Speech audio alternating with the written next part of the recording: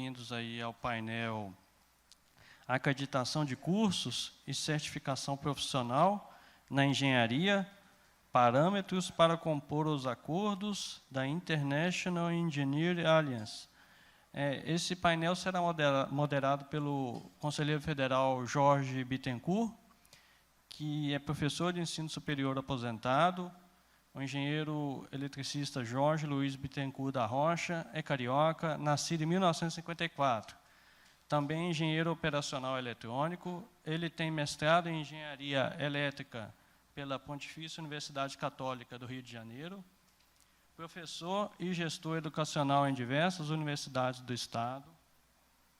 Ocupou funções como coordenador de projetos de graduação do curso de Engenharia Eletrônica e Telecomunicações da Universidade Estadual do Rio de Janeiro, UERJ, entre 1994 e 1996. Coordenador-geral de Engenharia Elétrica e Telecomunicações da Universidade Estácio de Sá, 2010 a 2013, e ainda pró-reitor de Ciências Exatas e Tecnologia da Universidade Gama Filho, em 2013. Atuou como conselheiro do Clube de Engenharia e do CREA Rio de Janeiro, onde coordenou a Comissão de Relações Institucionais, CRI. As principais atividades profissionais são as áreas de projetos e serviços em engenharia elétrica, controle, automação e tecnologia da informação, especificamente em sistemas embarcados, robótica, automação e controle de processos e processamento de sinais. Vou passar aqui para o moderador. Obrigado.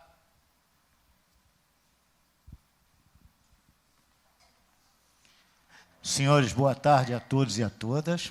É com prazer imenso que, em nome do nosso presidente, professor e engenheiro Joel Krieger, agradeço a presença desse evento que é marcante na engenharia e agronomia do nosso país, que é a SOEA, nossa semana oficial, e uma das nossas missões é disseminar conhecimento e tratar de problemas fundamentais que afetam não só a engenharia e a agronomia na sua fiscalização, como também na sua formação e qualificação.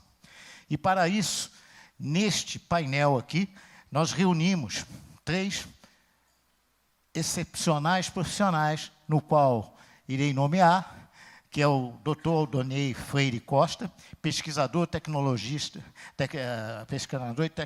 do Inmetro, desde 2002, onde exerceu os cargos de chefe do setor de sistema e treinamento, chefe da divisão de acreditação dos organismos de certificação, coordenador de operações para acreditação e atualmente é o coordenador geral de acreditação do Inmetro, graduado em Química Industrial na Velha Nunes Lisboa, possui especialização em Engenharia Sanitária e Ambiental na UERJ, mestrado em Sistemas de Gestão na UF, avaliador líder do Inmetro nas áreas de certificação de Sistemas de Gestão, Produto e Pessoas, avaliador líder de pares pelo IAAC, na Inter-America Accreditation Corporation, possui experiência no setor de aeronáutica e espaço, onde ao longo de 17 anos, de 84 a 2001, executou assessoramento e execução de projetos, programa de proteção ambiental, supervisão e execução de análise química para controle e qualidade dos itens aeronáuticos e elaborou programas de combate e prevenção à corrosão em aeronaves. Atualmente, como coordenador geral de acreditação do Inmetro, e é o executivo responsável pelas atividades de acreditação nas modalidades de organismos da certificação de produtos, sistema de gestão em pessoas e organismos de inspeção, laboratórios de ensaio, calibração, produtores de materiais de referência e provedores de ensaio para eficiência. Se me permitam, eu vou passar também o currículo de Vossas Senhorias, tá, doutor? Doutor Vanderly, graduado em Engenharia Civil pela Universidade Federal de Juiz de Fora, mestrado em 93, doutorado em 2000, pela Engenharia e Produção pela Coordenação de Programas da Pós-Graduação da Engenharia Universidade Federal do Rio de Janeiro, COP, UFRJ, pós-doutorado em 2009 em Educação e Engenharia pela Unicamp, atividades atuais, aposentado como professor titular da Universidade Federal de Juiz de Fora desde março de 2018, professor convidado da mesma instituição, presidente eleito da BENS, desde janeiro de 2017, membro da Comissão Técnica de Acompanhamento e Avaliação, CTAA, INEP-MEC, na área de Engenharia, Produção e Construção, e atualmente é o coordenador das entidades nacionais do Sistema Confecre. Temos aqui o Dr. Mário William Esper, doutor honoris causa pelo Centro Universitário Dinâmico Cataratas, UDC, mestre em Engenharia Civil pela Politécnica da Universidade de São Paulo, engenheiro civil, presidente do Conselho Deliberativo da ABNT, presidente da Associação Mercosul e diretor de Relações Institucionais da Associação Brasileira de Cimento Portland, ABCP, diretor titular adjunto do Departamento da Indústria e Construção Civil da Fiesp, membro do Conselho Superior do Meio Ambiente e Sustentabilidade da Confederação Nacional da Indústria, CNI, membro do Grupo Curador do Fundo de Desenvolvimento Social, FDS, do Ministério do Desenvolvimento Regional, membro do CONAMA, tem largo conhecimento e atuação na normalização desde 2001 do desempenho de suas funções na BPC, onde ingressou como estudante estagiário de Engenharia Civil em 74, para em seguida ser contratado como engenheiro pesquisador. Mário William já era, em 84, responsável pela área de Engenharia e Qualidade da Associação, cuidando de programas interlaboratoriais do cimento e, posteriormente, na implantação de marca conformidade da IBMT do cimento. Nas mais de 4 décadas dedicadas à qualidade e normalização, desempenhou diferentes e relevantes funções na própria ABNT, sempre com foco em resultados de interesse e benefício coletivo, aspectos exigidos para a função de liderança como a presidência em entidades importantes da ABNT, onde já respondia mais recentemente pela vice-presidência da entidade. Em 2008, o Dr. Mário William já havia sido homenageado pelo Programa Brasileiro de Qualidade e Produtividade do Habitat, PPBQBH, do Ministério das Cidades, por sua atuação em 10 anos de trabalho, em especial por presidir por 2 anos o Comitê Nacional de Desenvolvimento Tecnológico de Habitação, CETEC. Senhores, esses são os nossos palestrantes, então vou passar a palavra, o comando ao doutor Aldonei. O senhor vai falar direto? O senhor quer o microfone? Tem aqui. Obrigado. Obrigado. Bom, boa tarde a todos. É com satisfação de estar aqui, muito satisfação de ter sido convidado e poder participar desse evento. É sempre importante para mim, para o Inmetro, disseminar um pouco do nosso conhecimento, principalmente na minha atividade, que não é uma coisa tão conhecida assim. Tá? Então, por questões organizacionais aqui, as questões têm que ser feitas depois das palestras. Então, assim, se vocês tiverem alguma dúvida, peço para que esperem após as palestras. Tá? Então, esse sou eu. Tá? Queria fazer só um comentário em relação ao título. Esse foi o título sugerido pela administração do evento. Na realidade, eu não vou falar acreditação de curso de certificação, porque não é bem o tipo de acreditação que o Inmetro está envolvido. O que eu vou tentar proporcionar aqui, nesses poucos minutos, é conhecimento, informações que possam dar caminhos para o Confea buscar o seu objetivo, que eu entendo que é ter profissionais qualificados o tempo todo e verificados o tempo todo. Eu acho que isso é mais importante. Tá? Então, assim, existem algumas alternativas e existem algumas coisas que nós podemos fazer e outras que nós não podemos. Então, a ideia nesse bate-papo aqui, é só passar essas informações. Bom, também só para informar que o Inmetro, ele está alinhado também aos ODS, os Objetivos de Desenvolvimento Sustentáveis da ONU, tá? Principalmente no ODS 9, que fala sobre o desenvolvimento de uma infraestrutura da qualidade, confiável e sustentável. É basicamente isso que nós fazemos. Tá? Então, o nosso apoio, o Inmetro dá muito apoio a desenvolver a infraestrutura e alinhados a esse objetivo sustentável, o número 9. Agora, eu queria fazer um pouco de propaganda da minha atividade. Tá? Eu não sei como é que passa o vídeo aqui. Tem um videozinho. Eu não apareço, pode ficar tranquilo. Confiança é a base de qualquer relação, inclusive de consumo de produtos e serviços, certo? Quando uma família entrega um brinquedo a uma criança pequena, ela confia que está oferecendo segurança. Quando um funcionário de uma fábrica trabalha numa linha de produção de tecnologia de ponta, ele confia que está entregando qualidade. Quando um órgão de governo está realizando uma grande obra de uma estrada, ele confia que está oferecendo uma infraestrutura robusta para a sociedade. Mas para que tudo isso aconteça, um sólido sistema deve sustentar todo o processo. Esse sistema se chama acreditação. E no Brasil, o Inmetro, por meio da Coordenação Geral de Acreditação, é a autoridade responsável por esse processo. Em nosso dia a dia, lidamos com produtos e serviços que devem atender a padrões globais, da agricultura à saúde, passando pela construção civil, pelo meio ambiente e pelo setor de energia. A conformidade desses produtos e serviços a regulamentos técnicos e normas é avaliado por meio de testes, inspeções e certificações. No mundo inteiro, quem realiza essas atividades são os chamados organismos de avaliação da conformidade, e cabe à acreditação trazer confiança a todo esse processo, ao reconhecer formalmente que esses organismos têm competência técnica, imparcialidade e capacidade para prestar os seus serviços. Para você entender melhor, o Inmetro acredita os organismos de avaliação da conformidade, que por sua vez trabalham para assegurar que produtos e serviços disponibilizados no mercado atendem mesmo a todos os requisitos que devem cumprir.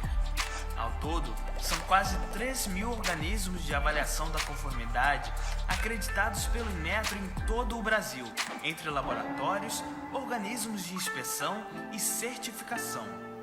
Tudo isso para que lá na ponta você tenha mais confiança no brinquedo que dá de presente, no eletroeletrônico que use em seu dia a dia, nas obras públicas e execução na sua cidade. Inmetro, acreditar para confiar.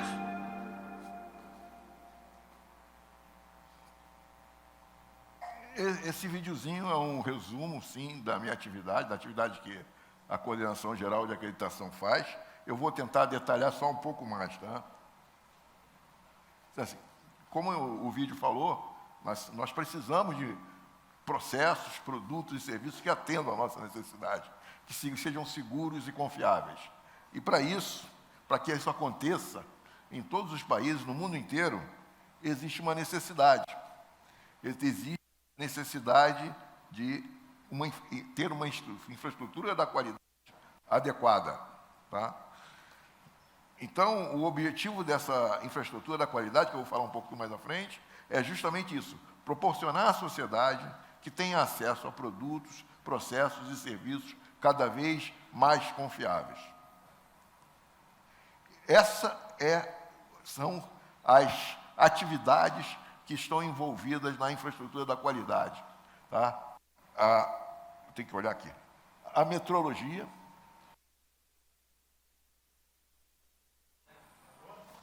Som? Eu acho que sai do foco aqui. A metrologia, onde você desenvolve padrões de medida e mantém esses padrões de medida, tá? Hoje um dos responsáveis dos padrões. Alô? Eu não sei o que está acontecendo aqui. Eu falo alto, eu não sei se o pessoal aí atrás consegue ouvir sem um microfone. Tá bom? Então tá. Então a metrologia, voltando, é onde você desenvolve padrões de medidas e mantém as medidas internacionais para que todas as empresas que necessitem calibrar seus padrões tenham acesso a nível internacional. É onde se proporciona a rastreabilidade metrológica. O Inmetro é um dos responsáveis por isso. Avaliação da conformidade.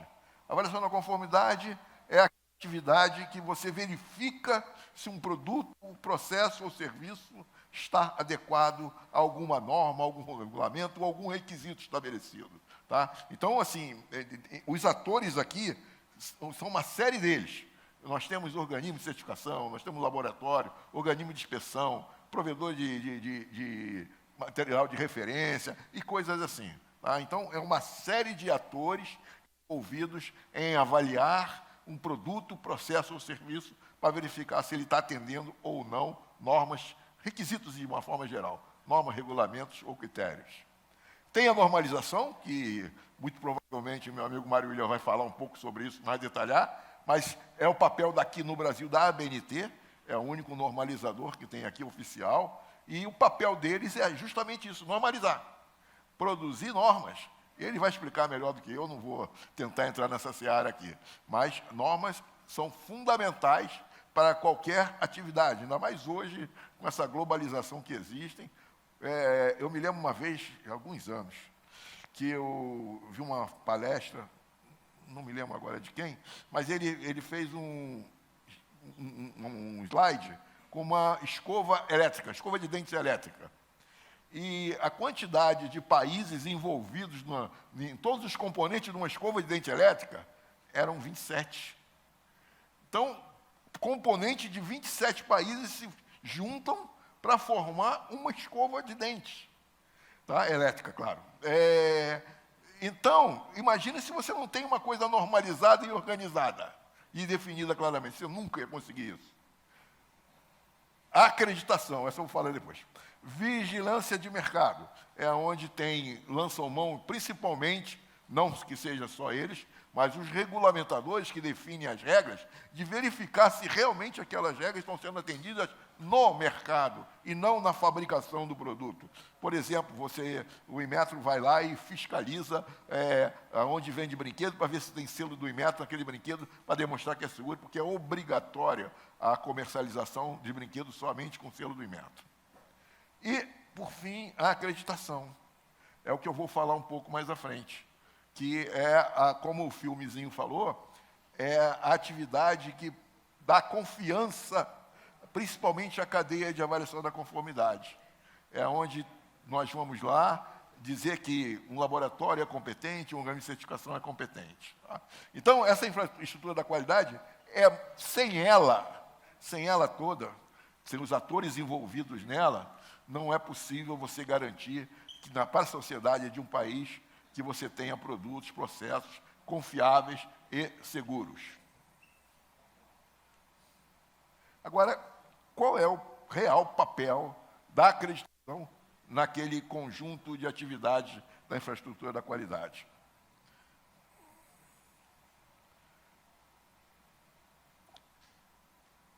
Aqui. Para contar com esses processos e serviços, sejam seguros e confiáveis, é necessário um mecanismo independente, rigoroso e global. Depois eu vou explicar um pouquinho o que significa esse global.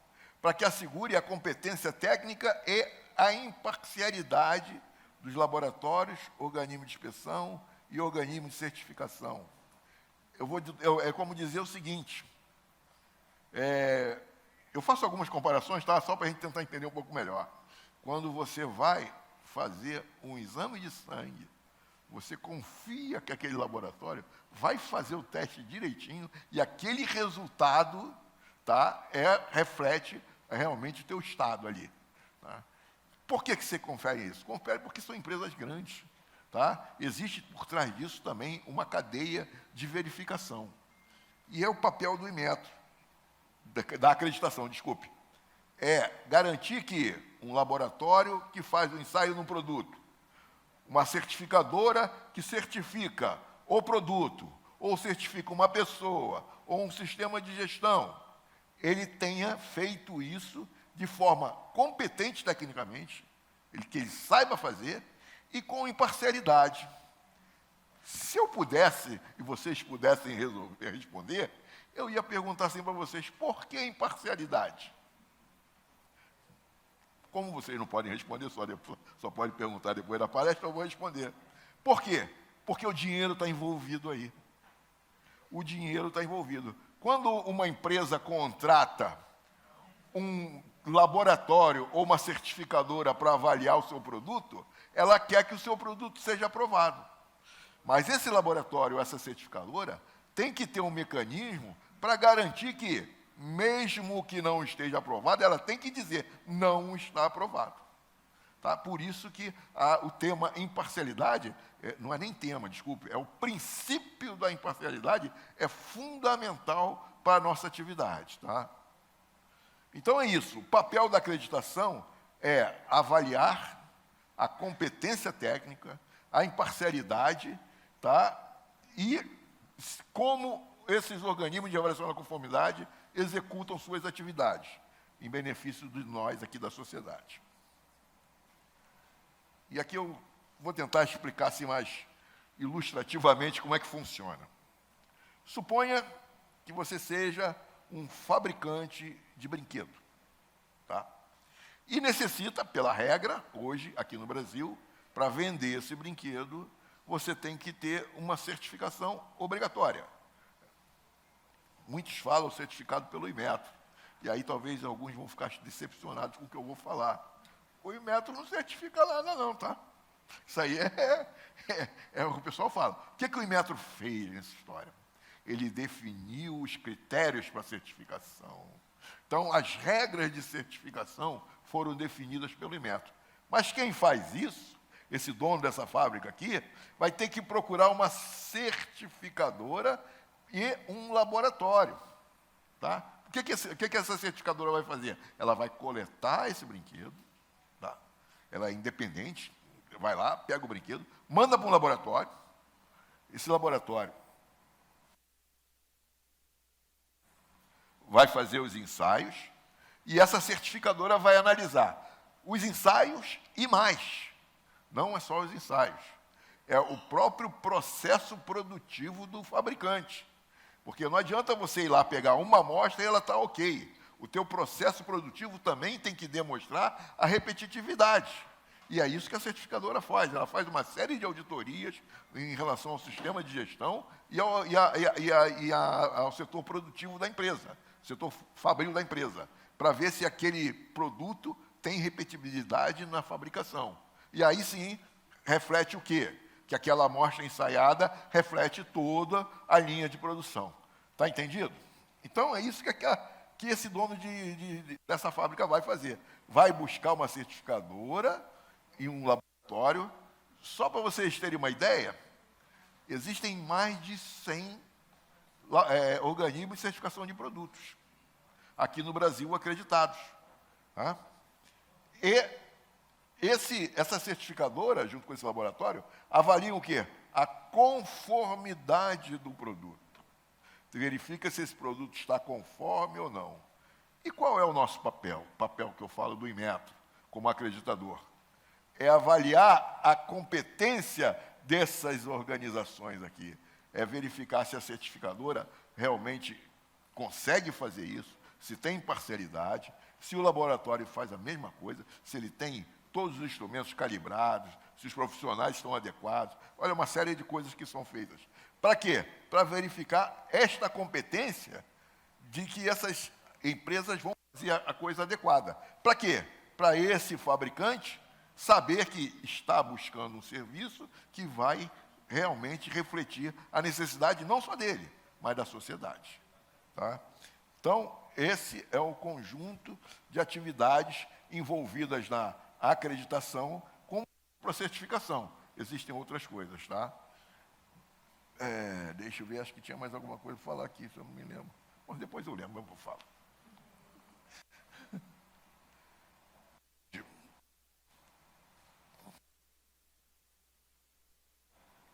Como o próprio filmezinho já tinha dito,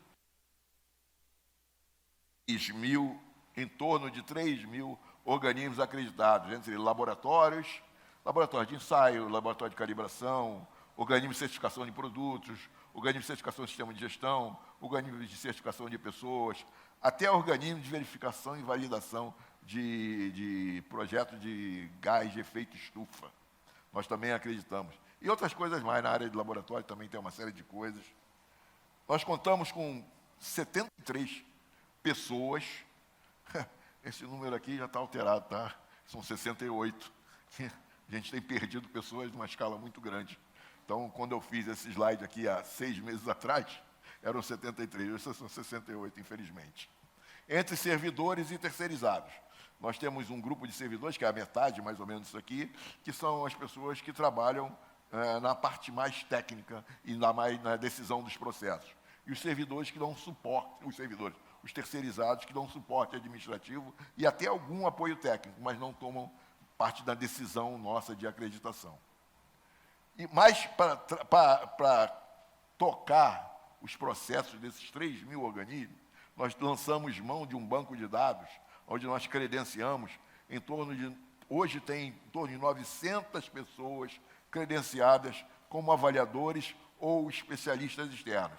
Eles são chamados, existe um edital de credenciamento, inclusive, se alguém se interessar, tem um aberto hoje, tá? está aberto, tem lá um critério de qualificação, e a gente, quando necessita de uma pessoa com uma competência específica, a gente lança a mão desse banco. Esse trabalho é remunerado, tá? É até uma remuneração até razoável, na faixa de R$900 por dia, tá? Para fazer esses trabalhos. Os trabalhos são assim, só recebe aquele dia que eles estão trabalhando e acabou. Tá? Então, assim, as pessoas podem se candidatar a ser avaliadores especialistas. Nosso lá tem um edital aberto e é público, tá? Essa é a nossa infraestrutura para tocar os processos. Só esses 3.000, só um comentáriozinho aqui. Eu só não estou mais controlando tempo, hein, pessoal? Desculpa. Tá? Esses 3.000 organismos acreditados não significam que eles foram acreditados e acabou. Eles foram acreditados e, durante todos os anos, nós temos que passar por uma reavaliação neles, tá? Para verificar se eles mantêm essa condição. Caso a gente identifique alguma não conformidade crítica, a gente já pode até suspender a acreditação, e quando a coisa é mais crítica ainda, infelizmente acontece, a gente acaba cancelando a acreditação. Infelizmente isso acontece. Tá? Tem coisas que não dá para controlar, principalmente quando se trata de ética. E aí a gente é obrigado a realmente tomar ações mais drásticas, que a gente até entende que tem consequências até para pessoas, né? Pessoal empregado nos organismos, mas paciência, a regra do jogo é essa, a gente tem que trabalhar certo. Então, esses 3.000 organismos, todo ano a gente tem que avaliá-los novamente. Tá? Então, à medida que vai entrando mais, vai aumentando mais o volume de trabalho. Eu me lembro que em 2015, quando eu assumi a primeira vez como coordenador, a CEGEC tinha 143 pessoas, tá? E tinha 1.200 organismos acreditados. Hoje nós temos 3.073 pessoas. A gente está tendo um trabalho danado, mas está conseguindo. Que é isso? Que absurdo. Estão dizendo que faltam 5 minutos. Bom, vamos lá. Então, já que faltam 5 minutos. Bom, o que eu quero dizer? Para quem usa acreditação? Para nós lá, não é só o INMET. Pelo contrário. Muitos lançam mão do processo de acreditação nosso para validar e para dar confiança a seus regulamentos. A Anvisa, a Petrobras, o MAPA, e estão todos aqui. Eu vou só fazer um parênteses rápido aqui, ver se não atraso muito. Esse instituto aqui, Olga Cois, isso aqui é recente. Esse instituto é uma fundação, é um instituto que desenvolveu uma métrica para identificar o grau de inclusão social de uma empresa. E aí ele veio a nós e queria buscar acreditação do programa. Eu falei, não, no programa a gente não pode acreditar. O que a gente pode fazer acreditar é a certificadora para realizar essa atividade. E é o que está sendo feito. Nós estamos em processo de acreditação de uma certificadora para, utilizando as regras do Olga Cois, verificar o nível de inclusão de qualquer empresa. E aí essa empresa vai lá, junto ao Olga Cois, e pede, olha, eu quero o meu selo de inclusão. E aí esse processo é feito por um organismo de certificação acreditado por nós. Tá? Então, muitos lançam, tá? O Senatran, o Ministério do Exército também. O Ministério do Exército não existe mais, é o Ministério da Defesa. Aqui é Comando do Exército. Eu sou daquela época ainda que tinha. Como eu falei, a acreditação tem que ser de âmbito internacional. A nossa acreditação hoje, ela é reconhecida por todos os fóruns, os grandes fóruns internacionais, o IAF, o ILAC, e por esse fórum regional, o IAC. São os fóruns onde congregam os organismos de acreditação. O IAF é só para certificação, e o ILAC para laboratórios e inspeção. E o IAC é para todos. O IAC é o Fórum Regional das Américas, que vai do Canadá ao Brasil. Tá? Então, toda a nossa atividade de acreditação tem esse reconhecimento internacional. Ou seja, os relatórios de ensaio dos nossos produtos são aceitos, podem ser aceitos normalmente em outros países, como nós aceitamos também aqui, que o relatório de ensaio feito lá no exterior vier para cá por conta desses reconhecimentos da atividade de acreditação. Bom, eu vou passar mais uns 5 minutos dos 5 minutos, tá? Eu trouxe aqui uma definição que é importante. Essa norma aqui é a 1767, que são fundamentos para a certificação de produtos. Pois é timer isso aqui? Que fala sobre um conceito que eu acho fundamental para a gente entender aqui hoje. Proprietário de esquema é uma pessoa ou uma organização responsável pelo desenvolvimento e manutenção de um esquema de certificação. Então, é o seguinte, quem pode ser proprietário de esquema? Quem está dizendo? Pode ser um órgão de governo, pode ser uma entidade privada, pode ser até um organismo de certificação. Então, o importante é o seguinte, o proprietário do esquema, o dono do esquema, o scheme owner, como a gente fala em inglês, é a organização ou o ator que define as regras. No caso de brinquedos, não sei se vocês lembram, o que eu falei? O que o Inmetro faz em relação à certificação de brinquedos? Define os critérios, define os requisitos. No caso de brinquedo, o proprietário do esquema é o Inmetro. No caso do Instituto Olga Koch, que eu falei, quem é o proprietário do esquema? É o Instituto Olga Koch, porque foi ele que definiu os critérios. Por que isso aqui é fundamental? A gente vai ver aqui mais à frente. Por conta disso. Esses aqui são os atores envolvidos em programas de avaliação da conformidade. Tem o proprietário do esquema, que é o que define os critérios, tem o organismo de avaliação da conformidade, é que usa esses critérios para avaliar o objeto, tá? Um produto, um processo, um serviço, e tem a acreditação avaliando este organismo para que essa atividade esteja sendo feita de forma adequada. Acho que está bem claro isso aí. E aqui tem algumas coisinhas que eu tenho que comentar. Essa aqui é a norma ISO 17011. Essa é a norma pela qual nós, o Inmetro, executa a acreditação. Por quê? Essa norma é de acreditação para requisitos para organismos de acreditação que acreditam organismos de avaliação da conformidade. Vocês lembram que lá no início da minha apresentação, o título era acreditação de cursos. Nós não fazemos isso. Tá? A 17.011 não permite isso. Tá? Então, a gente só pode fazer o que está limitado à norma. Até 2004, o Inmetro fazia, não só o Inmetro, outros organismos de acreditação no mundo faziam acreditação de provedores de treinamento, cursos. Tá?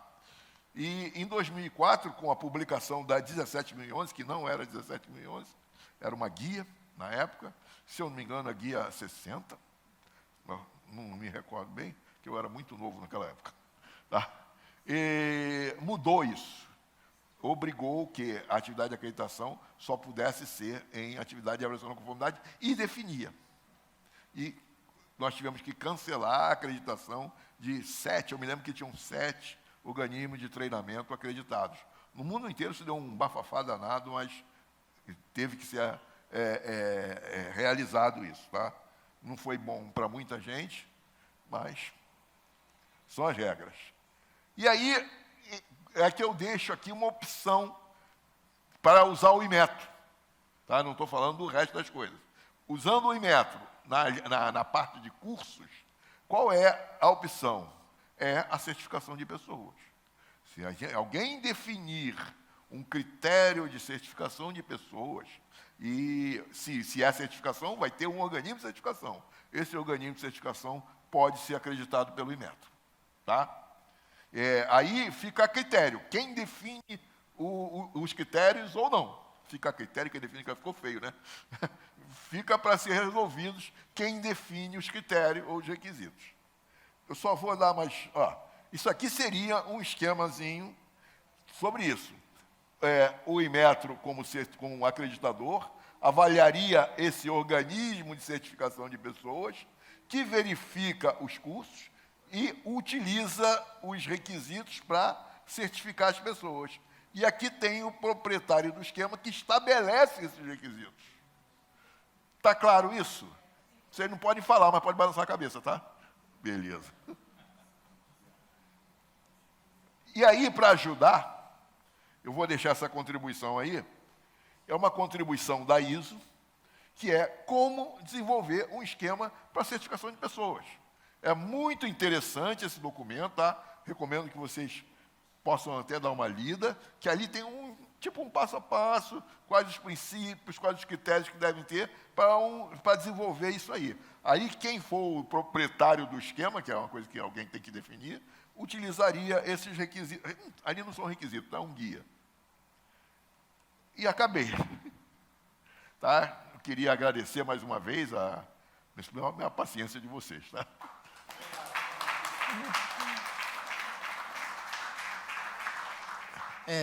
Senhores, nós vamos ter um rodízio de perguntas, mas para não quebrar, né, o elan da conversa, até porque, de repente, na apresentação dos outros dois palestrantes, ou melhor, participantes do painel, podem surgir questões que sejam, né, concatenadas e poderia sanear essas dúvidas. Mas vai ficar aberto, né? Inclusive, eu já ouvi lá, depois vamos pegar o negócio do edital, onde está isso, né, de colaborador, vi já lançaram aí alguém já. Onde está isso aí? Tá? Vamos ver com o doutor aqui, tá bom? Então, eu gostaria, se me permite, doutor Diné, em nome do nosso presidente, doutor Joel Krieger, agradeço a presença do senhor, a participação do Inmetro é importante, o sistema Confea se sente honrado com a presença do Inmetro, então, essa pessoa aqui representando esse instituto, que é ímpar no nosso universo tecnológico. Muito obrigado. Doutor Mário. Não vai usar, não? Tá bom. O point. Vai. Por favor. Alô, pode mutar aí, tá? O senhor vai usar esse microfone? Tá, ok. Obrigado. Boa tarde a todas e a todos. Agradecer aqui a honroso convite do Confea para participar desse evento, do debate muito importante aqui sobre certificação de pessoas. Para mim é muito difícil e muita responsabilidade falar depois do nosso guru aqui, Aldonei, né? E ele me deu até uma incumbência agora, que eu não estava preparado para falar sobre normalização, que o assunto aqui é certificação, mas eu vou tomar, se o Bittencourt me permite, 5 minutos para falar de normalização, até porque o doutor Aldonei abordou um tema super importante para o nosso país agora, que é a infraestrutura da qualidade. Ele não disse, mas o Inmetro e a sociedade está correndo para, ainda esse mês de novembro, publicar o decreto da política de infraestrutura da qualidade. E como ele citou, são 3 pilares a política da infraestrutura da qualidade: a metrologia, a avaliação da conformidade, certificação e a normalização. No campo da normalização, eu vou falar muito rapidamente, porque não é assunto e o Aldonei me incumbiu aí de falar. O Brasil, a BNT, se reinventou depois da pandemia, em termos de normalização.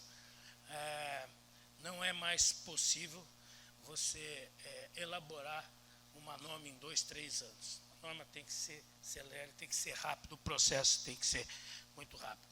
E a BNT introduziu, durante a pandemia, um novo documento normativo chamado Prática Recomendada. E já temos 24 práticas recomendadas, e durante a pandemia, o próprio Aldonei colaborou muito na normalização de máscaras e do respirador pulmonar.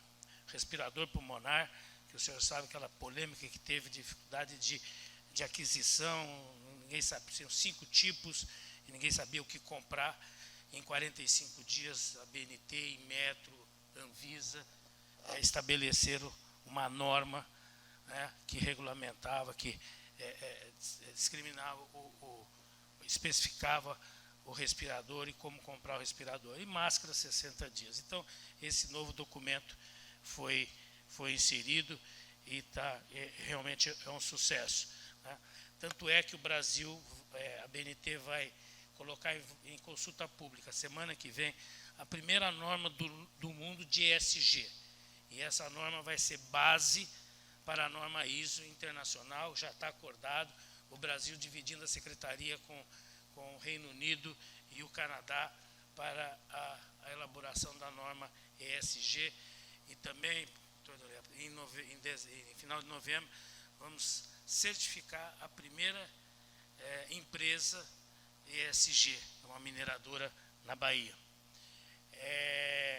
O outro, então, esse pilar, né, da infraestrutura da qualidade, como ele citou, que é a normalização.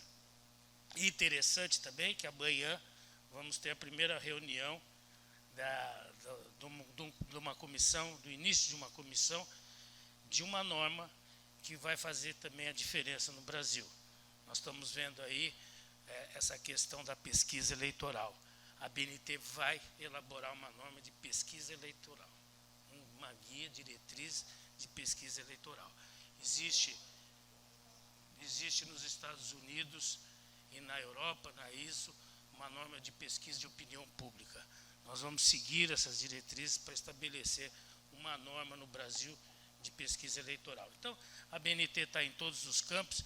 E, para terminar aqui rapidamente esse assunto, o melhor exemplo que eu posso dar de aplicação de infraestrutura da qualidade que o Dr. Donei citou foi a norma de roupa feminina. Vocês sabem que durante a pandemia não podia ir ao shopping fazer compras e se comprava pela internet. As mulheres aqui que estão, senhoras aqui que estão presentes, sabem disso, a dificuldade que tinha e o volume enorme de devolução porque a roupa não servia. A BNT, junto com o Senai São Paulo, fez uma pesquisa e escaneou 7.000 corpos de mulheres do Brasil inteiro e para definir o biotipo do corpo da mulher. E foi uma surpresa interessantíssima, mais de 76% da mulher brasileira, o biotipo é totalmente diferente de outros países, né? Então, definiu-se que o corpo, o biotipo da mulher ampulheta, o tipo colher, são dois tipos predominantes e que tem uma característica especial diferente. Então, o que foi usado aí, os 3 pilares da infraestrutura da qualidade? A metrologia, que foi pesquisar a normalização, que adequou à norma, hoje ela é mais flexível, né? Então você tem para o mesmo manequim um número de cintura e um número de comprimento, e a normalização, e agora a certificação dos fabricantes de roupa feminina. Bem, esse era então para cumprir aqui a missão que o Aldenei me deu aqui de falar da normalização. Com relação à certificação profissional, primeiro eu quero também aqui, eu já estou me esquecendo, de registrar a presença aqui da minha colega de início de trabalho, de trabalho na BCP, a Rita de Cássia. Obrigado aí pela sua presença. Então, a BNT foi fundada em 1940, é uma entidade sem fins lucrativos de utilidade pública, reconhecida pelo governo brasileiro, como o Dene falou, Fórum Único de Normalização, é responsável pela gestão de processos de elaboração de normas, já citei alguns exemplos aqui, também é signatário do Código de Boas Práticas da OMC, é organismo de treinamento e capacitação, e nós vamos ver isso, que é o motivo aqui, e certificação de produtos, serviços, sistema de verificação de inventários, gases de efeito estufa, rotulagem ambiental e tudo mais. A BNT também é membro da ISO, é membro da IEC, da Copante, enfim, de todos esses organismos, esses fóruns, e é o único representante do Brasil oficial nesses fóruns internacionais. Bem, com relação à certificação profissional, aqui uma breve análise informativa e analítica. como o Donei já explicou, é um processo para testar o conhecimento, habilidades e competências que um profissional tem definidos por um programa estabelecido por determinado setor. Né?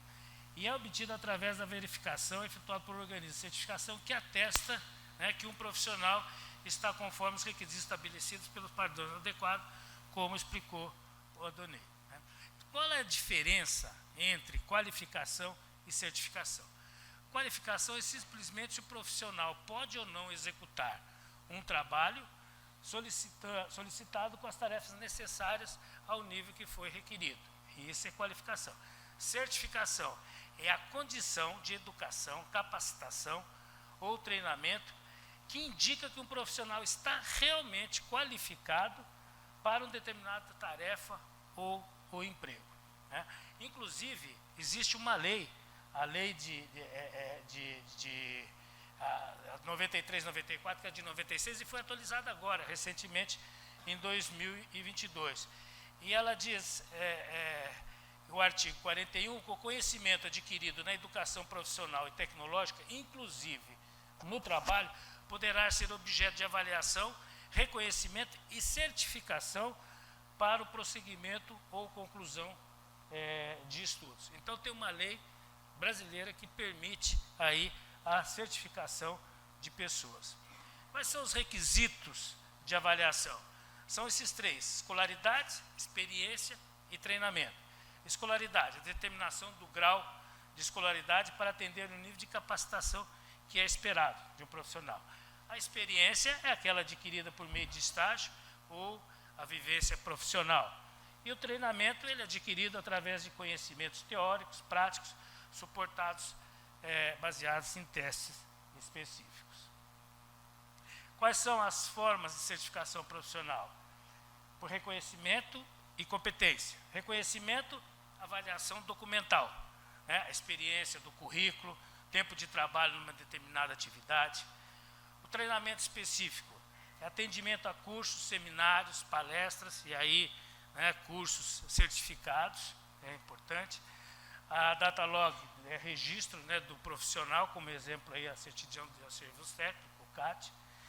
Com relação à competência, exames inerentes à atividade, prova de conhecimento específico, prova de habilidade, claro, quando aplicável, e também, quando aplicável, prova de aptidão física. Quais são os procedimentos de certificação que a gente, né, enumera aqui? Primeiro, uma avaliação documental. Como já vimos, escolaridade, treinamento, experiência profissional. Segundo, teste, que pode ser teórico, desenvolvimento de um processo de certificação por competência através do website. Né? Certificação, né? Em seguida, a certificação, que é a emissão de um certificado, né? A carteira profissional e inserir o profissional num banco de dados, que ele teria prioridade de ser contratado por ser certificado. E renovação da certificação, por determinado período, é reciclado após, né, pré-estabelecido, então faz reciclagem. Eu costumo dizer, dar um exemplo, o seguinte, isso é muito utilizado como nos países mais desenvolvidos. No Brasil, num país desenvolvido, como o Canadá, você chama um eletricista, um especialista, para trocar uma lâmpada da sua casa, ele tem que provar que ele tem que apresentar que ele está habilitado, que ele está certificado para aquela função. Aqui no Brasil, o que acontece?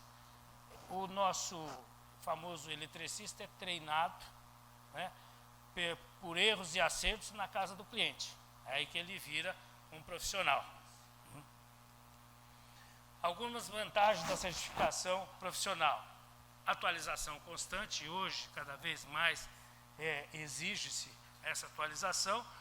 O currículo atualizado e com evidências, né, definições de evidências objetivas, o desenvolvimento profissional acelerado, a melhoria de imagem através do reconhecimento das partes envolvidas, né, aquele profissional tem uma imagem melhor porque ele está certificado por uma entidade terceira parte, que ele tem competência para exercer aquela profissão, e maior credibilidade e oportunidade no mercado de trabalho. Para concluir, fazer aqui uma conclusão e uma análise, né, possíveis ações em função desse modelo que rapidamente, né, de uma forma muito simples, foi proposto, é o desenvolvimento de um processo de certificação por competência, através do webtest, a elaboração de um banco de dados, de um banco de questões, desculpe, e no desenvolvimento de uma plataforma também, e gestão do programa de qualificação profissional através de análise documental e testes específicos. E acreditação pelo Inmetro do modelo desenvolvido, né? Como eu disse, eu estou falando em acreditação, certificação profissional, o que já existe no Brasil e que a BEND muito bem já executa também. Tá? Bom, espero ter cumprido o meu tempo e agradeço aí a paciência dos senhores.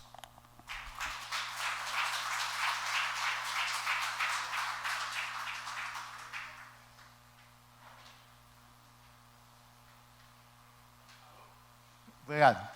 Bem, então, como combinado, agradeço ao doutor Mário as colocações e vou, então, passar para o doutor Vanderly, né, para darmos prosseguimento, né, na nossa última etapa de apresentação. Depois vamos abrir aqui, até permitir o período, para perguntas aqui referentes aos temas apresentados. Muito grato. Doutor Vanderly. Obrigado, Bittencourt. Bom, as duas intervenções anteriores, do Aderley e do Walter, estão dentro da medida que nós esperávamos, ou seja, criar acreditadora nacional ou certificadora nos diversos setores não é começar de um zero absoluto. Existem normas, existem experiências acumuladas, além de outras instituições, como, por exemplo, em termos de certificação, o IBAP sempre é uma referência. E, em termos de acreditação de curso, o Brasil não é signatário de nenhum acordo internacional. De certificação também, exceto algumas áreas, mas, assim, o Brasil é signatário de um grande acordo, algum grande acordo internacional, de possibilitar que, ao entrar nesse acordo, está fazendo um convênio com diversos. Se tem, eu não conheço. Então, eu vou tratar de duas. Pode passar. Ah, não, está aqui. Deixa aqui. Obrigado. Bom.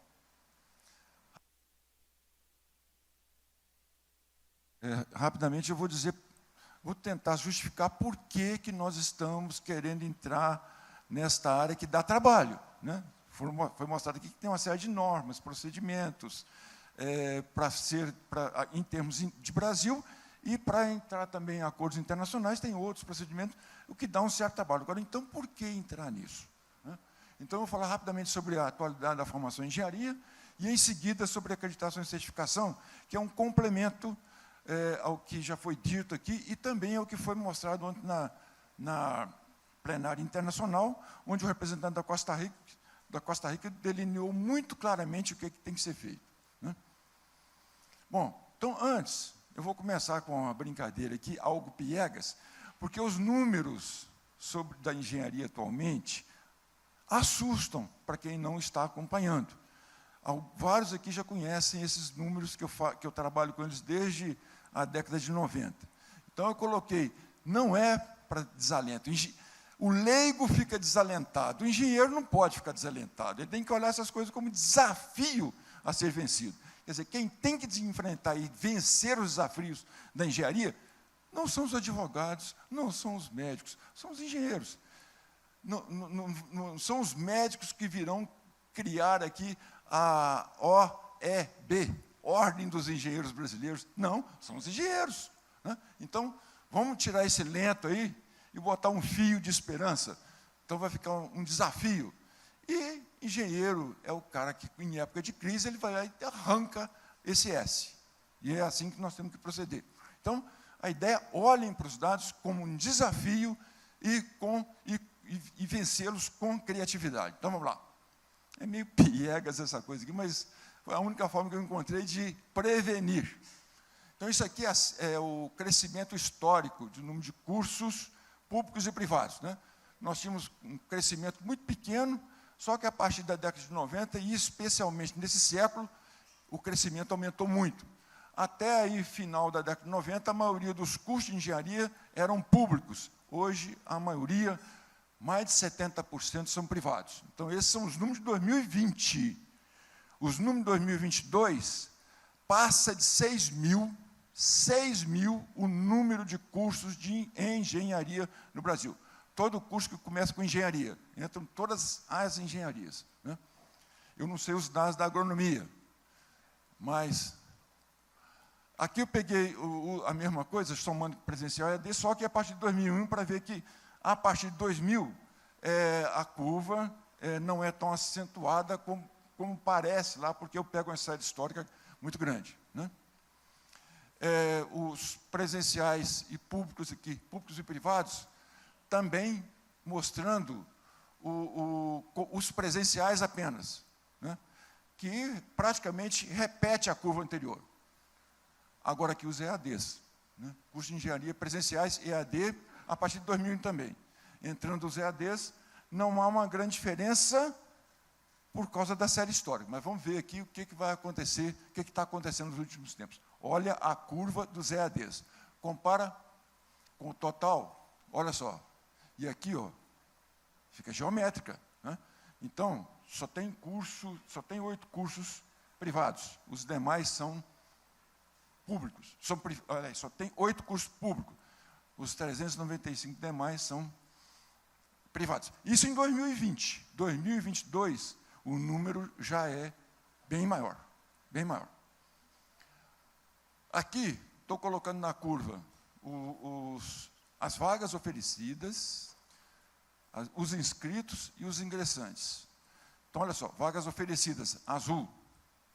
Candidatos inscritos. Então, até 2014, a turma estava atrás de cursar engenharia. O que aconteceu de 2014 para cá? Crise econômica.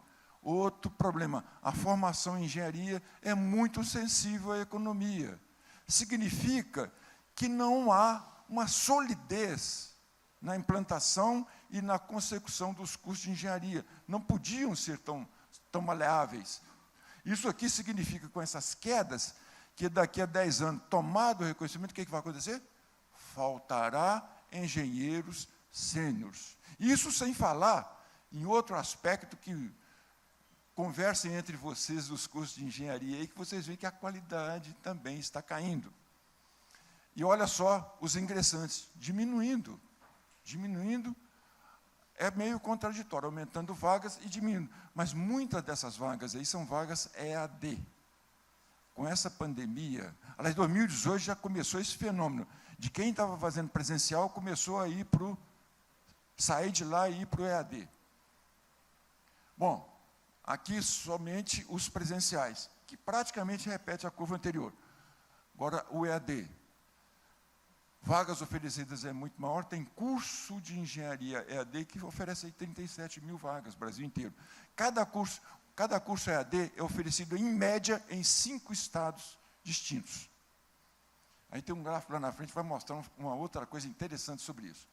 Agora, o número de matrículas, matriculados. Matriculados são aqueles que hoje eu vou lá, quantos alunos tem no seu curso aí matriculado? Não é ingressante nem concluído, são os matriculados. Olha as curvas também, né? Aqui considerando presenciais EAD. Diminuiu o número de matriculados. Só que o número de cursos continua aumentando. O que é isso, então? Evasão. Evasão. Tem a curva de evasão na frente aqui também. Aqui o número de matriculados em curso EAD. Aumentou. Muitos desses são de presenciais que migraram. A partir de 2018, não foi com a pandemia que houve esse fenômeno, não. A partir de 2018, a crise econômica leva as pessoas a não ter recursos para pagar e a ter necessidade de trabalhar, mais do que trabalhava antes, né? Que muitos dos cursos noturnos, né, são pessoas que trabalham, aí o cara não consegue pagar, tem que arrumar um terceiro turno de trabalho. Agora aqui, essa aqui é de atenção. Número de matriculado em curso de engenharia, modalidades presencial e EAD. Aliás, ó, no sistema Confecres, o pessoal chama de modalidade o que é habilitação. Vê lá na Constituição, na LDB, quer dizer, desde a década de 80, que modalidade é presencial, EAD, ensino adulto, ensino de criança. A habilitação é civil, mecânica, elétrica, etc. Mas, da década de 60, então, a nossa legislação do Confecres está algo atrasada, né? Alguém ousaria continuar aquelas curvas? O que vai acontecer? O que vai acontecer breve, se continuar assim? Eu atentei para isso aí, eu assisti uma palestra do professor Sidney Mello, lá na Academia Nacional de Engenharia, tem umas 3 semanas. Ele mostrou um gráfico lá, onde ele mostra que o número de matriculados na educação superior no Brasil, tudo, né, todos os cursos, o EAD vai superar o presencial em 2026. Eu estava sentado, senão eu tinha caído.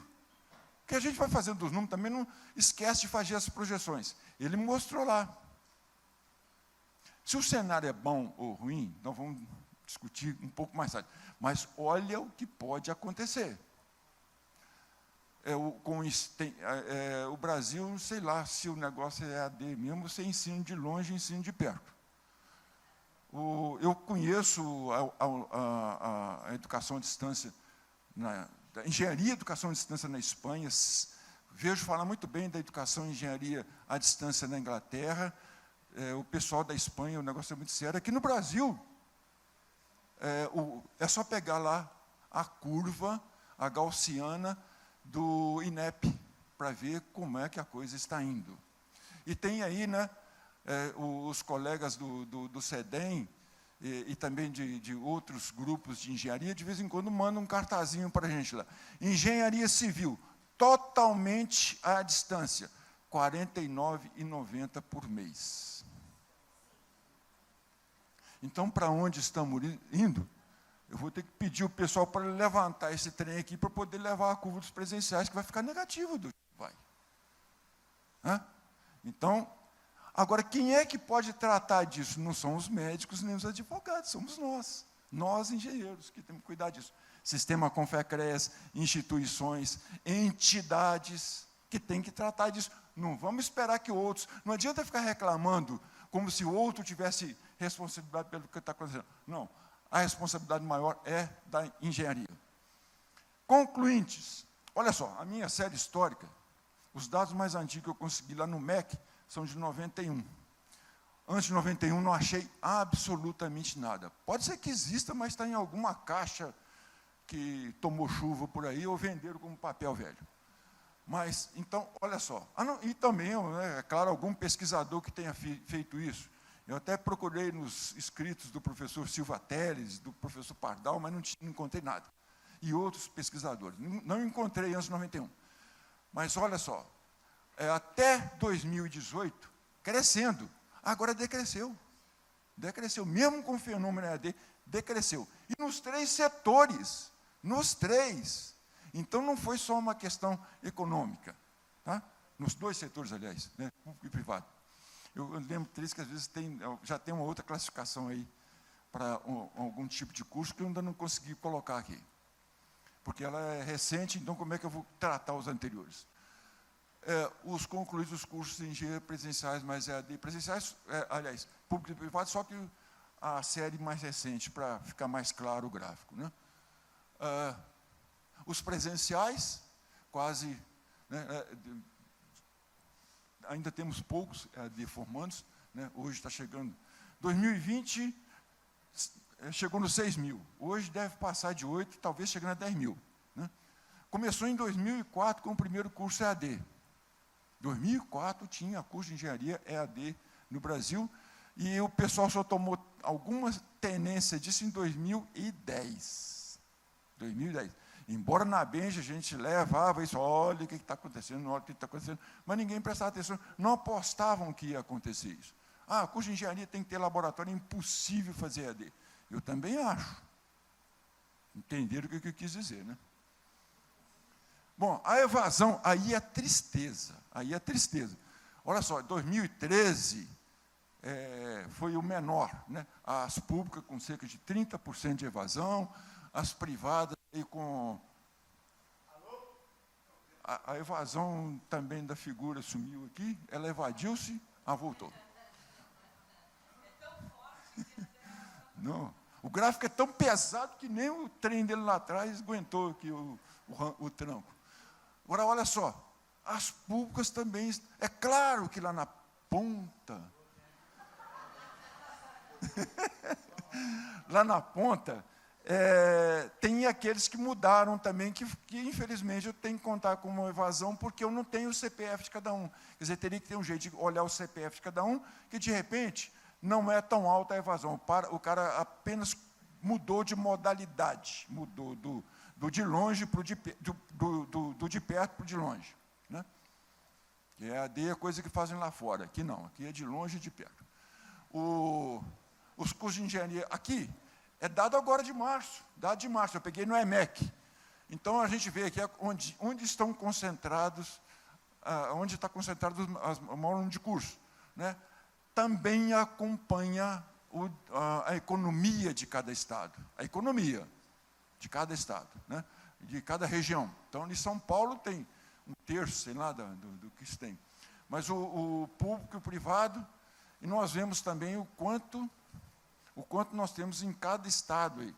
Esses dados, olha, muitos já têm, vão ficar disponíveis aí na página do Contec, e quem quiser pegar também comigo, está às ordens aí. Hoje mesmo eu passei para o professor Danilo, que foi presidente da ABEN, está lá atrás. Né? E o SEDEM, todo mundo do SEDEM tem esses dados. Agora aqui, eu falei, deixa eu calcular esse trem aqui pelo número de habitantes. Aí, olha só o que acontece com o norte. Está cheio de curso EAD na região norte. Nordeste também tem bastante. E o menor número é no sudeste. Então, não sei o que pode significar muito, mas o EAD lá fora é para atender aquelas regiões que são mais longínquas, aqueles lugares menores. Né?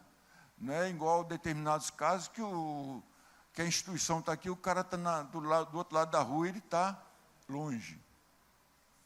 Ou os próprios funcionários do curso EAD faz o EAD. Né? Interessante. Bom, aqui um quadro, esse aqui é o quadro de habilitações, né? Civil ainda é a maioria, produção é o segundo, e aí vai. E nós temos hoje 68 habilitações. Isso aqui não são modalidades. Era até década de 80. Década de 80. Aí quem ficou na década de 80 chama de modalidade. Hoje é habilitação, e o segundo nome é ênfase. Então, por exemplo, tem lá engenharia mecânica. Mecânica é habilitação. Mecânica automotiva, ênfase. Então, aí estão os números, depois fica também à disposição de vocês. Aqui o número, hoje nós já temos, olha só, aqui embaixo, número de instituições que oferecem apenas EAD. Tem uma pública e 11 já privadas. Oferecem apenas curso EAD. Aí,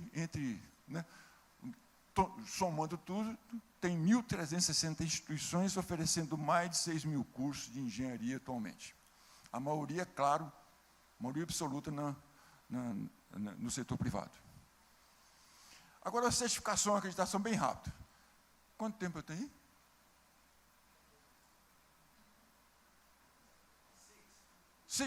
6 minutos? Então, vamos lá. Certificação profissional, os acordos internacionais que eu vi lá nessa Aliança Internacional de Engenharia, que é uma entidade internacional, tem esse do engenheiro, tem do tecnólogo e tem do técnico. Todos debaixo da Aliança Internacional de Engenharia. Eles brigavam muito, acabaram chegando a um acordo. Aqui não está sendo bem assim. Então, nós temos que aprender com esses caras como é que se convive, né? Para delimitar bem quais são o métier de cada um. Né? Em termos de acreditação, tem 3 acordos internacionais aqui, na Aliança Internacional, que é o Acordo de Washington, que é esse que é o que trata mais de cursos, né? o de Sydney, que já vai tratar também de engenharia e tecnologia, e o de Dublin, que é de formação de técnico de engenharia. Então, existem esses acordos, 7 acordos, e sabe de quantos o Brasil é signatário? Nenhum. Lona. Vamos continuar assim? Engenharia, cada vez mais eu estou aqui, com o pé nesse lugar aqui, mas se a minha cabeça é de engenheiro, ela está no mundo. Então, tem que entrar nesses acordos, sim. Bom, e a acreditação, acho que já deixaram bem claro, refere-se à acreditação de curso, e certificação refere-se a profissional. Todo mundo recebe certificado, sim, mas esse é o apelido que deram para o trem aí. Então, quando falar em acreditação é de curso, quando falar em certificação é de profissionais. O que é acreditação já foi dito pelo Walter, acho que o Ney também falou, né? Certificação também já falaram melhor do que eu sou muito mais especialista. E certificação, o que no CEDEM nós discutimos é o seguinte: uma entidade está querendo fazer certificação para a sua habilitação, vamos dar toda a força. Vai procurar o Inmetro, vai procurar a BNT, e quem mais for necessário para fazer isso, porque nós passou da hora. Não cabe mais decidir se vai fazer certificação ou não. Cabe quando e o mais rápido possível é o aconselhável, né? E o sistema de acreditação? Também não tem a certificação, a acreditação de curso, mas tem lá todo um cabedal sobre acreditação que são perfeitamente aproveitados para que é o país que torna signatário. E através de uma organização independente, mas não soberana. Ela é independente, seguindo as normas, aquelas que estão na BNT, e procedimentos consagrados que estão no Inmetro e outros organismos que já existem no Brasil, né?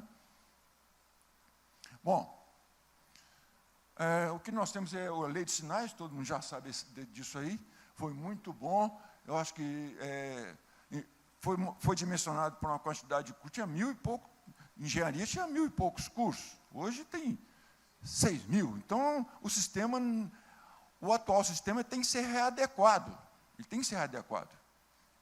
E vamos torcer para que isso aconteça, mas hoje o que se faz de avaliação dos sinais tornou-se apenas regulatório. Pretendia-se, pela lei dos sinais, imprimir qualidade, mas hoje é regulatório. Você pode ver que muito curso aí organiza lá, vai até o limite de quanto é que está dando aí. Deu 2,51 ΔT, e um deltazinho lá, pequenininho, arredondou para 3, então é aí que a gente fica. É o mínimo minimorum. Trabalham para isso. É claro que nós temos instituições de engenharia de alta qualidade, tanto no setor público quanto no privado. E todos aí lembram de vários deles, né? Aí já falaram também isso aqui, voluntário, o representante da Costa Rica deixou isso aqui muito mais claro que está aqui. E vamos passar à frente aqui. Aqui ele falou também dessas competências, que nós consagramos nas competências, né, que estão estipuladas nas novas DCNs para a engenharia. As diretrizes curriculares nossas já estão em acordo, exceto no que diz respeito à carga horária de duração. Mas ainda bem que não estão dentro das diretrizes, tem uma resolução extra. Aqui os países que estão nisso, o Peru foi o primeiro da América Latina, né? Então, aqui os acordos, vamos lá para terminar, porque é mais informação. A outra boa notícia, a União Europeia tem o Euroace, e a grande organização Guarda-Chuva é o NAE, que é uma organização que trata de educação e engenharia. O Quadrado, foi o vice-presidente do NAE até setembro, agora ele está assumindo a presidência. Aquele ali é o presidente, hein? Aliás, o representante do Acordo de Washington está em contato com o Quadrado já desde 2020. Os dois estão conversando, qualquer ideia, juntar os dois sistemas. O sistema Euroace com o Acordo de Washington. A gente já vai chegar a mais de 50 países signatários. E o Brasil não está lá. Do que eu já conversei com outros países aí que se tornaram membros, estava uma média aí de até 10 anos para que o país pudesse ser signatário. Com 3, 4, 5 anos vira membro profissional, porque lá é processual. Você vai cumprindo etapas até ser membro pleno. Não é chegar lá igual hoje, faz uma prova, está bom ou está ruim? Está bom, está dentro, está ruim, está fora. Não, tem que atender. Como também a acreditação. A acreditação não é uma prova, não. É um ano onde aquele que quer ser acreditado, os cursos, né, vão atendendo a diversos degraus, né, diversos steps. Então, o recado era esse, o tempo é curto, as informações são muitas, a gente sai daqui meio acima e depois que ir lá para o negócio do churrasco, lá, dá as camadas se assentam e vão procurar acertá-las. Né? Hoje tem guaraná com as carnes, carne, então vamos aproveitar a ocasião. Né? Obrigado, gente. Agradeço ao doutor Vanderly, da BENJ, o doutor Mário, aqui, nosso querida BNT, doutor Odonei Imeto. Gostaria de pedir, se fosse possível, até reconheço, que nós vamos fazer perguntas, né, interessadas, mas gostaria que fossem feitas perguntas objetivas. Desculpe, até para podermos, tá? Temos tempo. Nós temos nossas considerações pessoais, mas vamos fazer perguntas objetivas para que nós possamos, que é amplo, né, o espectro de colocação, desde certificação de produtos, pessoas, de curso, acreditação e por aí vai, tá ok? Inicialmente, o senhor ali pediu, eu já vi, o senhor ali pediu, por favor.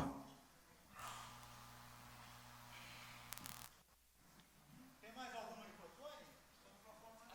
Obrigado.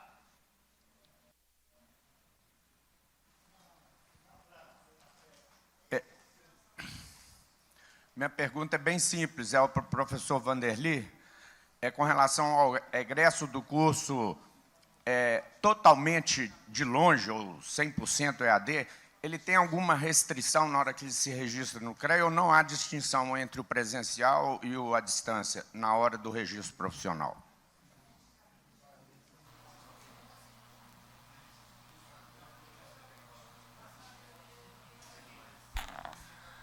Danilo, até onde eu sei é o seguinte, por uma questão legal, na hora que chega lá com o diploma e com o histórico, o Confer não pode falar não.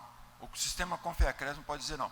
Ele vai analisar se atende a todas as condições para a concessão da habilitação, que pode ser plena ou tirando uma porção de pedacinhos. Inclusive, hoje, mudou-se em que não precisa nem da instituição ser credenciada por causa de uma ação que ganharam lá no Ceará. O Bittencourt sabe bem mais disso.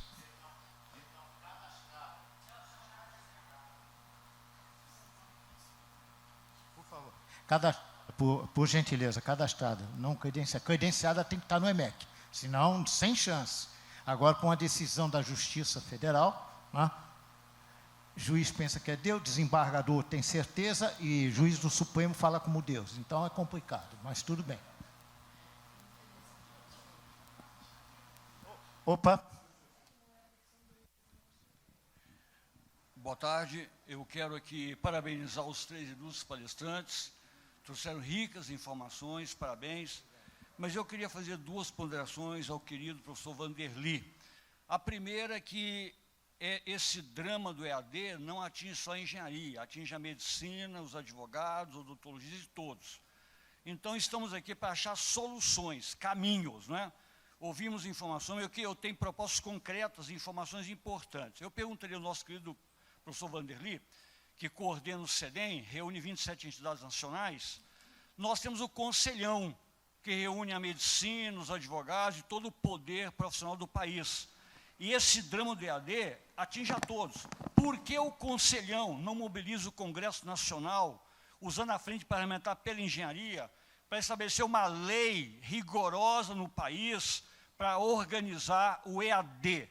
Essa é a primeira ponderação. A segunda ponderação, a certificação profissional é debatida no sistema Confer-Crea há mais de 20 anos que eu participo, Por que não dá pega? Por que não cola? Por que não funciona? Porque esse debate está sendo transcorrido ao longo dos 20 anos aqui no sistema Confea-CREA. Obrigado. A primeira? Alô, por favor. Bem, respondendo à primeira colocação do colega, eu gostaria de informar que já tem uma ação, sim. PL 1171 de 2019, que começou com a área de saúde e hoje já estão inclusas arquitetura, urbanismo e engenharia e agronomia.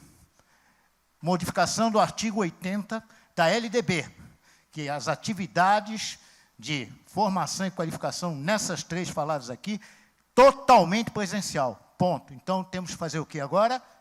Acionar nossos parlamentares, cobrar deles que aprovem isso no plenário, para acabar com a indústria de ensino privada. Era só isso. Agora, a segunda é com o senhor.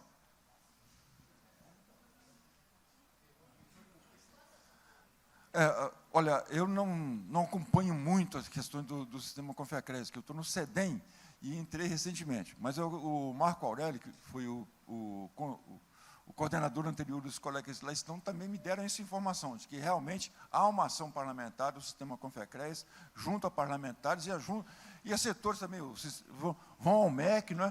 Como é que chama? O Luquezzi vai muito ao MEC, o Confea participa da comissão de implantação, então, assim, do que eu acompanho, o Confea está presente, mas só que a ação é muito complicada.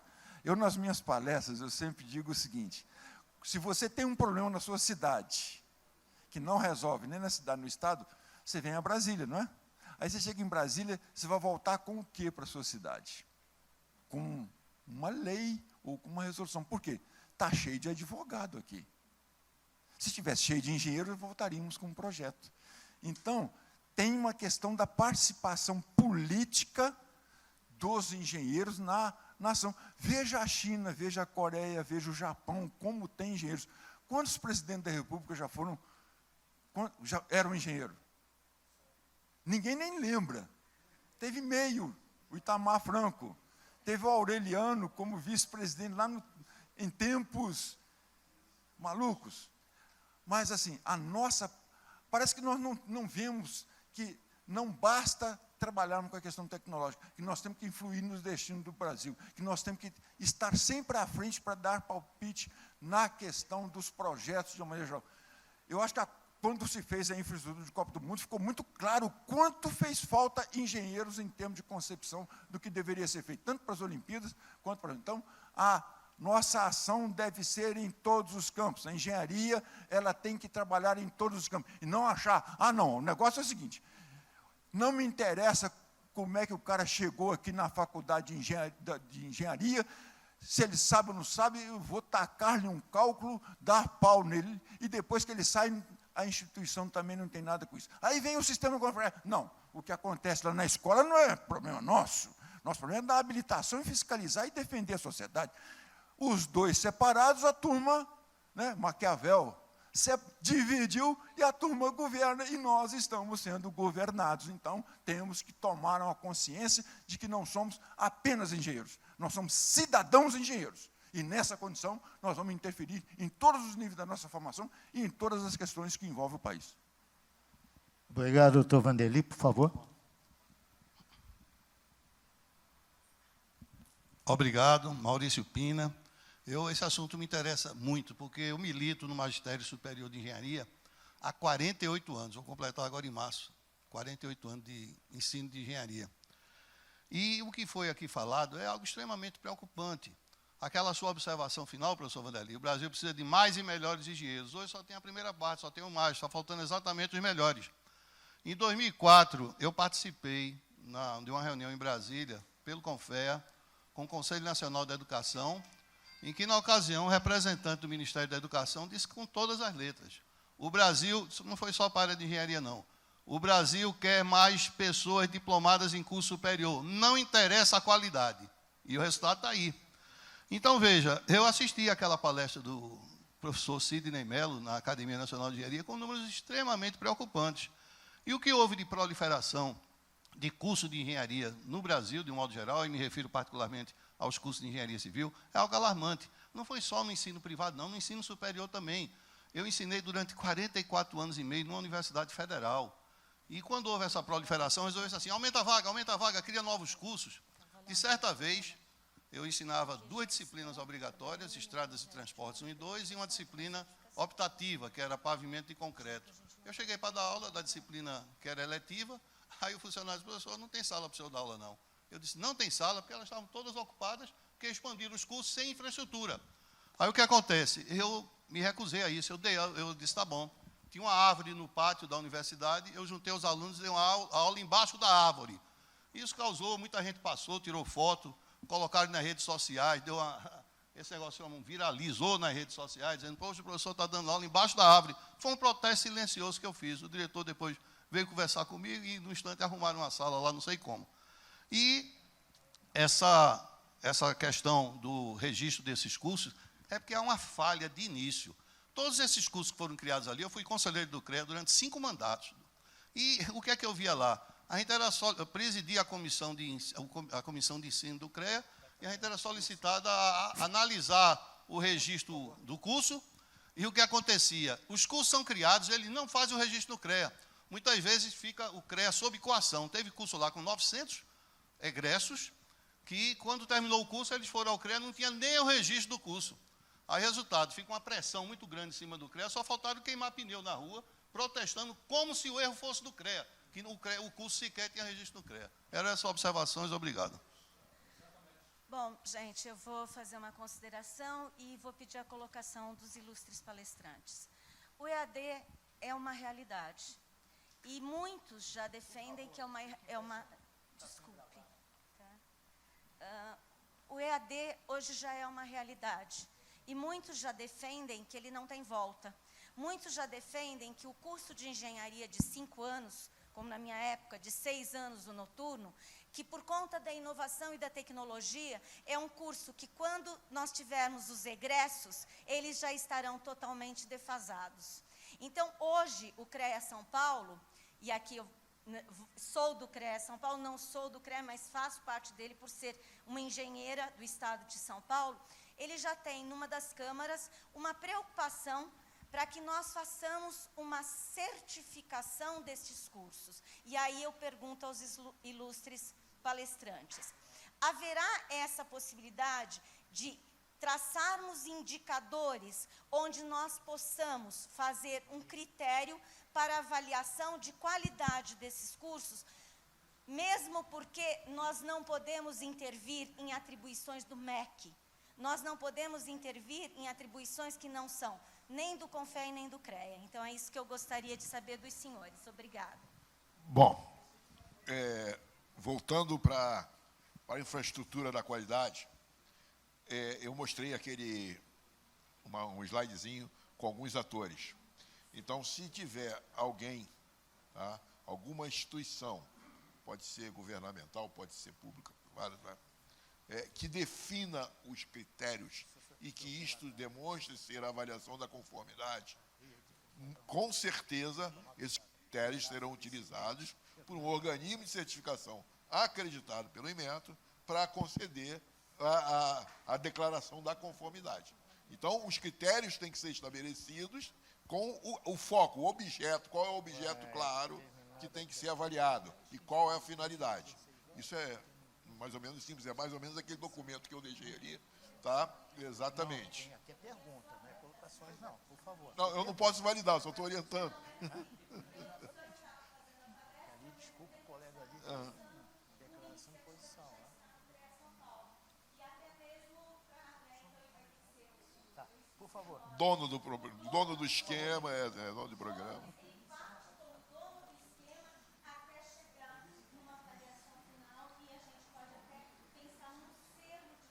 Pode, claro.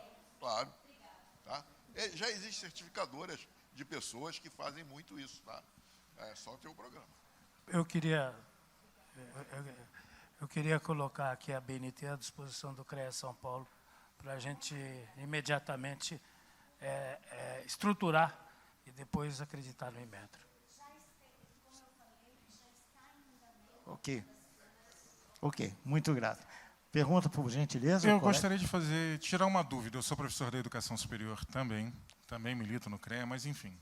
Diante de uma conjuntura que gerou um problema enorme, vários fatores conduziram a um problema. Nós estamos encontrando, entre aspas, buscando uma solução na certificação. A certificação não tende a se tornar mais um problema ao invés de uma solução? E eu faço essa pergunta levando em consideração, por exemplo, escolas ruins formam profissionais ruins. O que impede que essas escolas amanhã façam um lobby em qualquer lugar, até porque eles têm uma bancada, ao menos a princípio, mais eficiente do que a nossa, e essa escola ruim, que oferece um curso ruim, amanhã vem oferecer uma certificação pior ainda. Então, na realidade, nós vamos estar criando problema para todos os profissionais que estão formados e não vamos estar resolvendo absolutamente nada. Essa é a minha dúvida, com base em todas as soluções que foram criadas ao longo dos anos. Então, eu passo ela para que alguém que talvez, claro, ninguém tem bola de cristal, mas que possa tentar fazer uma predição. Obrigado. Doutor Doni. Olha, essa é a mais fácil de todas, tá? Vai depender dos critérios que são estabelecidos. E o dono do esquema que define o nível de criticidade. Entendeu? Então, é simples assim. Você quer uma coisa de qualidade? Propõe uma coisa de qualidade.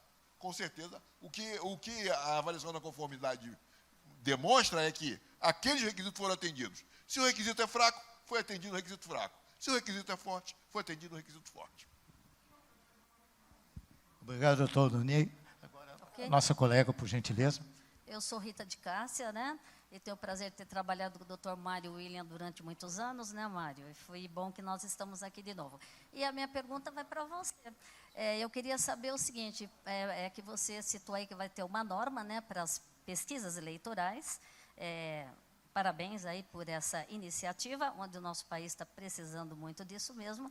E queria saber se essa norma sairá rápido, se até as próximas eleições a gente já tem esta norma. E qual a forma, de repente, da sociedade participar nessa comissão de estudos?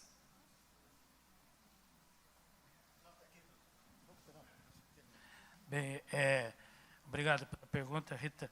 Realmente, como eu falei, na pandemia, a BNT, o sistema de normalização no Brasil se reinventou.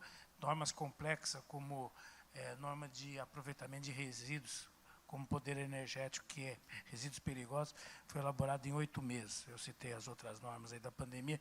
Enfim, uma norma não pode durar mais do que 1 ano de maturação. Então, o compromisso que a gente tem é, em menos de 1 ano, até 1 ano, até as próximas eleições municipais, a gente ter essa norma.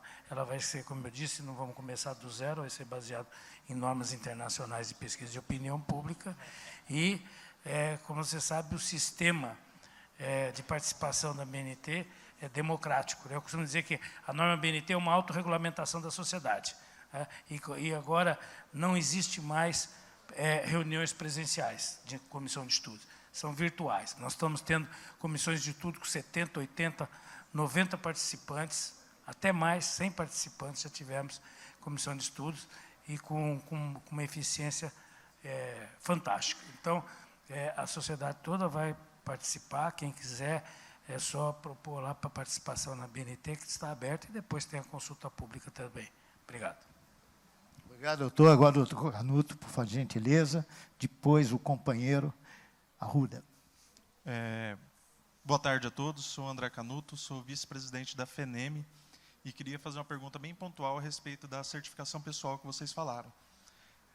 Na engenharia mecânica, nós temos a dificuldade de que o profissional é preparado para trabalhar na área de projeto.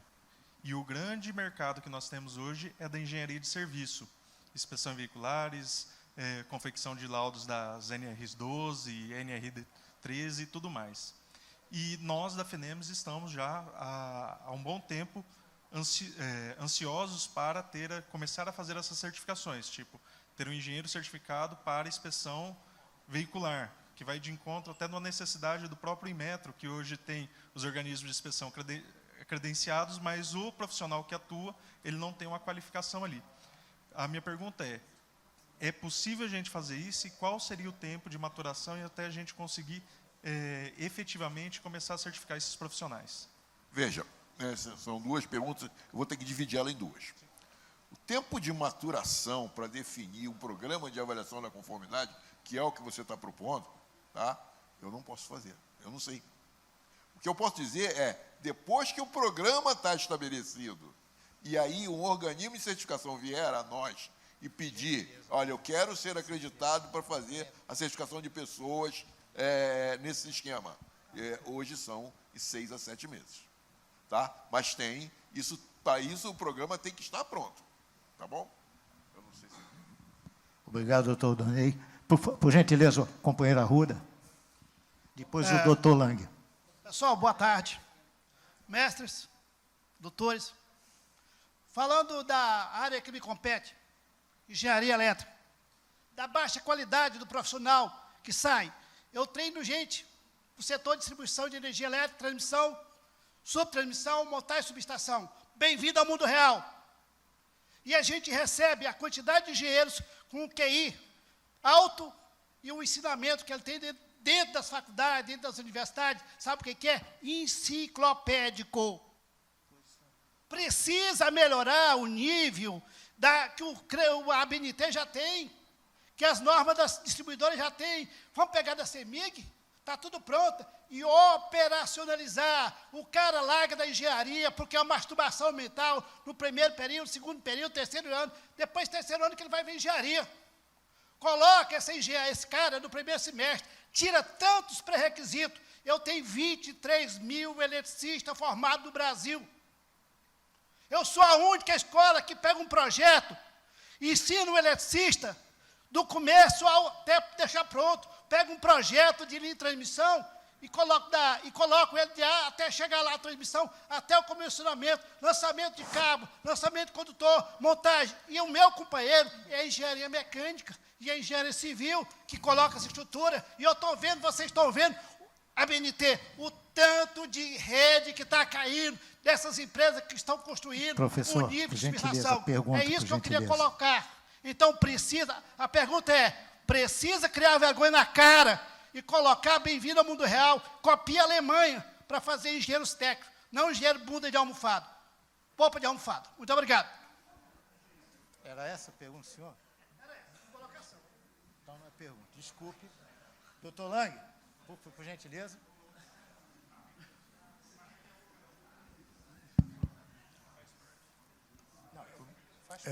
Eu queria cumprimentar o nosso engenheiro Mário Esper, presidente da ABNT, que tem dado uma boa contribuição para o fortalecimento dessa entidade, que é uma entidade privada e que desenvolve normas técnicas que não são votadas, são todas decididas por consenso, e a sociedade toda pode participar. E aqui ficou bem claro que deve, né? E aí existe uma pergunta a fazer: se quantos de vocês participam deste processo ou têm conhecimento dele? Primeiro ponto. Queria cumprimentar o doutor Ney da Inmetro, porque tive relações com o Inmetro há muitos anos atrás, né?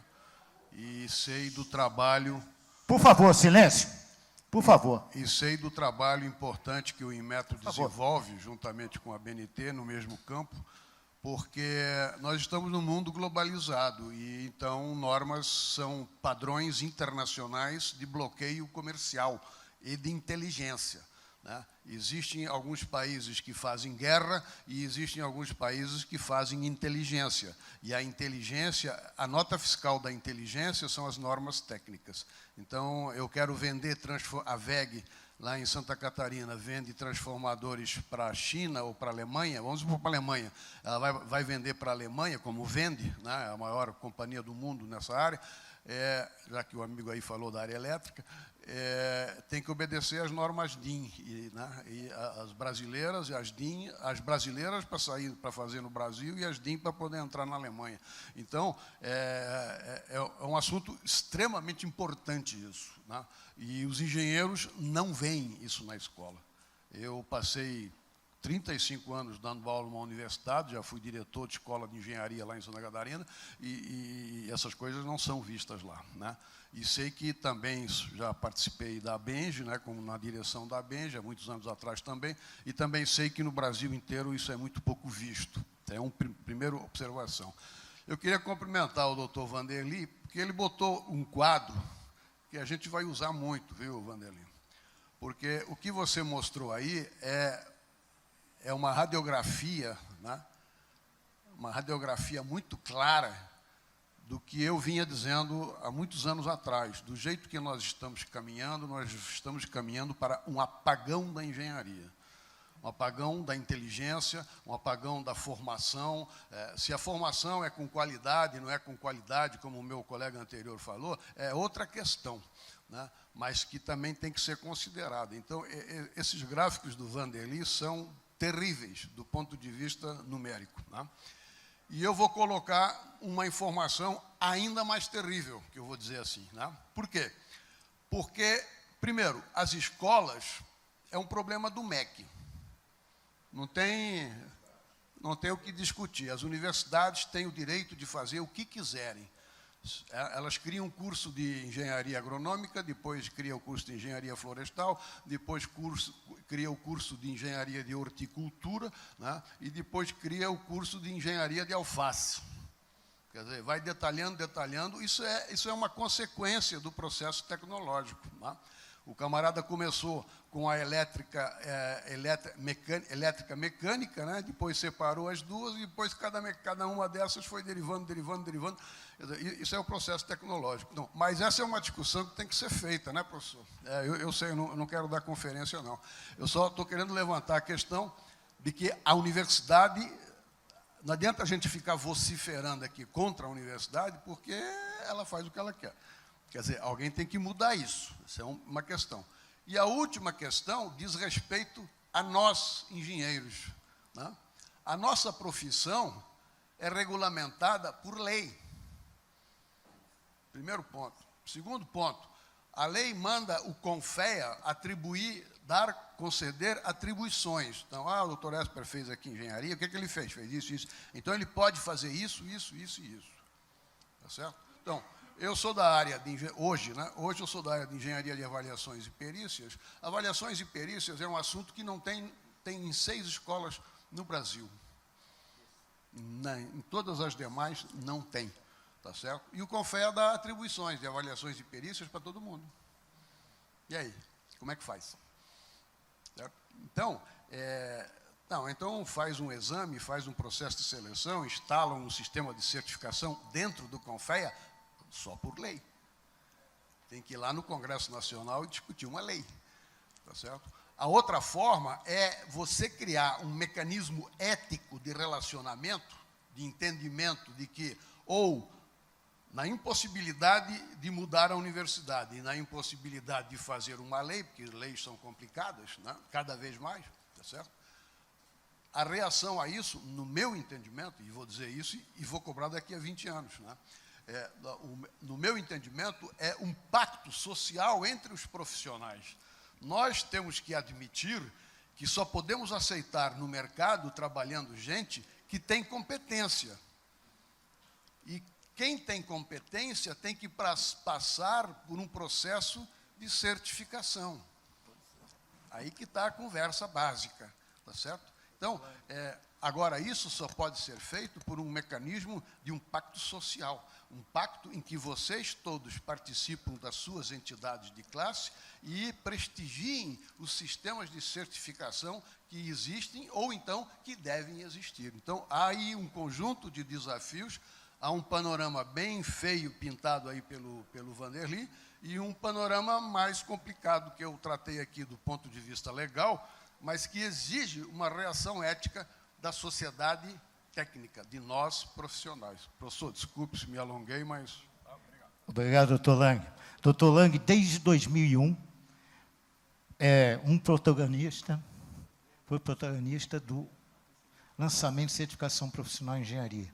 O senhor fez o primeiro simpósio no Clube de Engenharia no Rio de Janeiro, em 2001, sobre isso, junto com os colegas da nossa querida UFRJ, UF, PUC e demais instituições do país. Eu parabenizo o senhor, porque eu não poderia deixar de falar nisso, tendo em vista esse escopo aqui.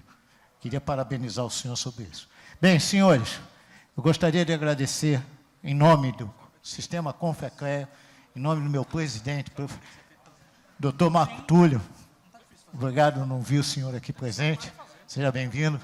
Eu gostaria de parabenizar todos aqui presentes e que nós saímos daqui, agradecer o doutor Mário, William, doutor Aldonei, o doutor Vanderly, que acredito que daqui nós vamos ter, concepções que poderão ser trabalhadas e criar um processo de certificação profissional dos egressos das academias de engenharia, agronomia e geociência. Que Deus nos abençoe e que nós possamos trilhar um caminho seguro e que esse país retome as rédeas da soberania e do desenvolvimento nacional. Que assim seja. Amém.